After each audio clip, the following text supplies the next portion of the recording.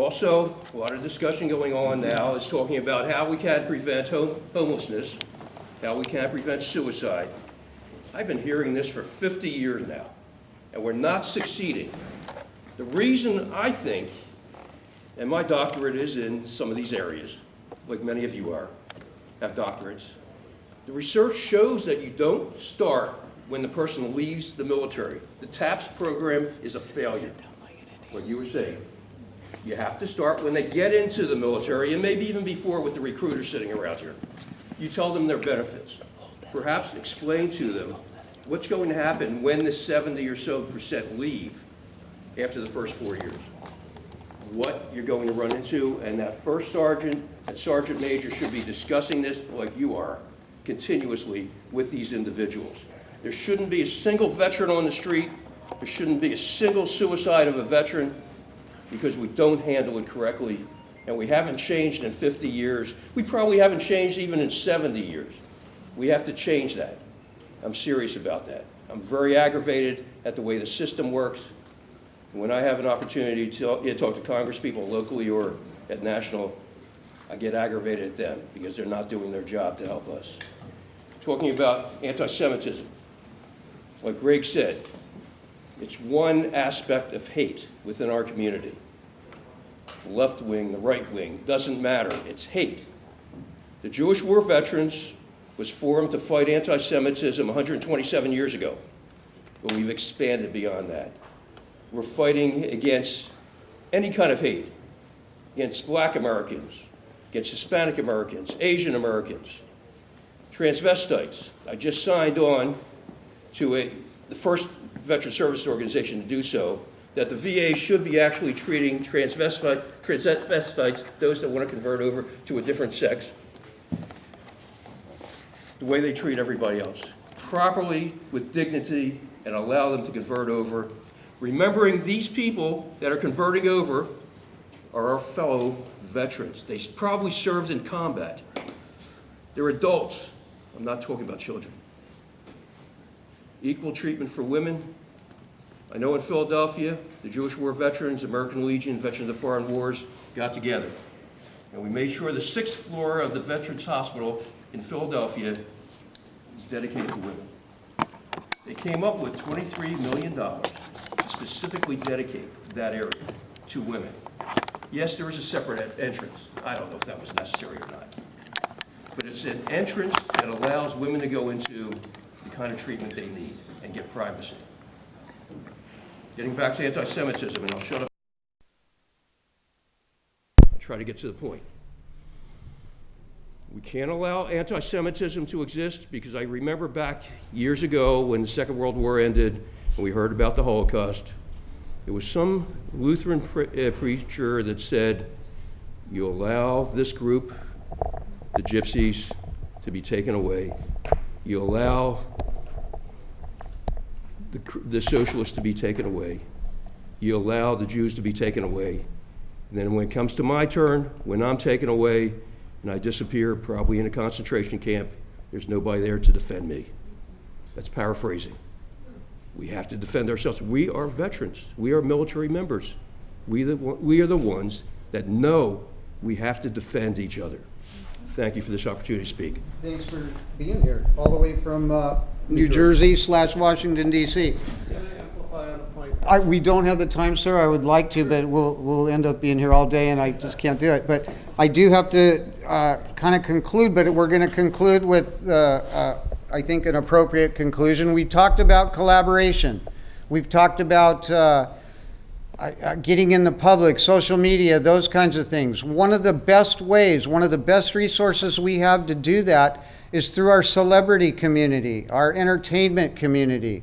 That's why we do our darndest and our best to try to maintain good relations with the leading organization of the entertainment industry, SAG-AFTRA, the Screen Actors Guild. We've had a relationship with them for years. We started out even when Eddie Cantor was the president in the 40s. We established programs that brought gifts to the VA hospital, Gift for a Yank. Eddie Cantor started March of Dimes too. So I mean, we elaborated on that.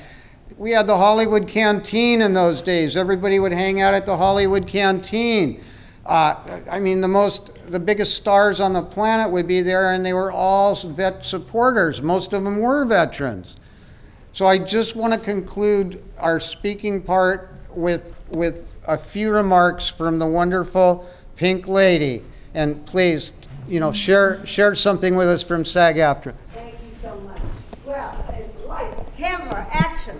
Well, when we say that, what do we think of? We think of directors, producers, actors. We think of the gaps. We think of the assistant director. We think of the people who light up the screen, the audio, the sound. It is phenomenal. As you can say, I'm very shy and humble about this.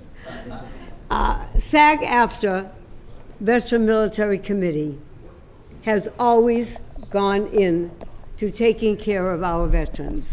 Whoever would like to come into our entertainment, our entertainment world, everyone has in front of them, if they'll please get it.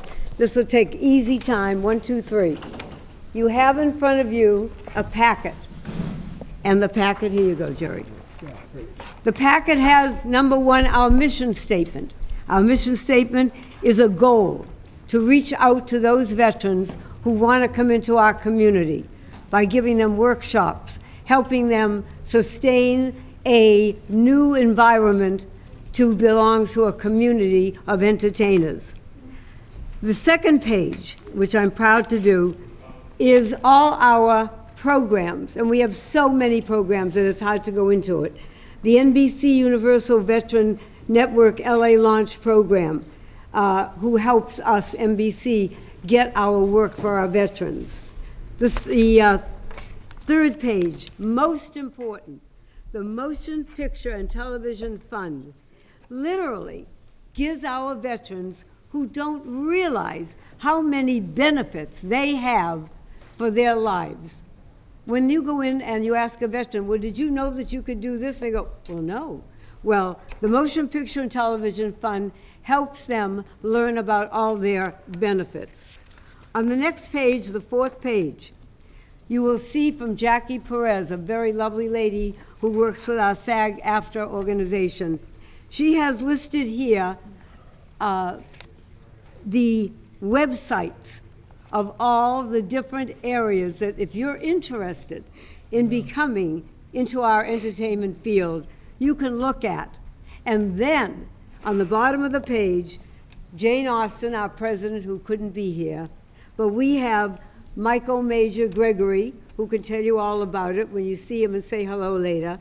And I think it says, here we go, Alan Petuskiewicz, who is the vice chairman of our organization. On page 5, and by the way, my name is there. If you want to ask us any questions, I'm always open to answering and helping you. On page 5, I won't read this. Please read this at your leisure. My baby son, who is 65 years young, because I'm only 90 and a half, wrote this, a soldier's tribute. When I read it, not because he's my son, but because of what it says, I want to thank every veteran here. Because what you have done is make my life, my children, grandchildren, and great-grandchildren safe. So God bless everyone here. Whatever we can do for you at SAG-AFTRA, or anything Chaplain Dove and I can do, please call on us, and God bless everyone.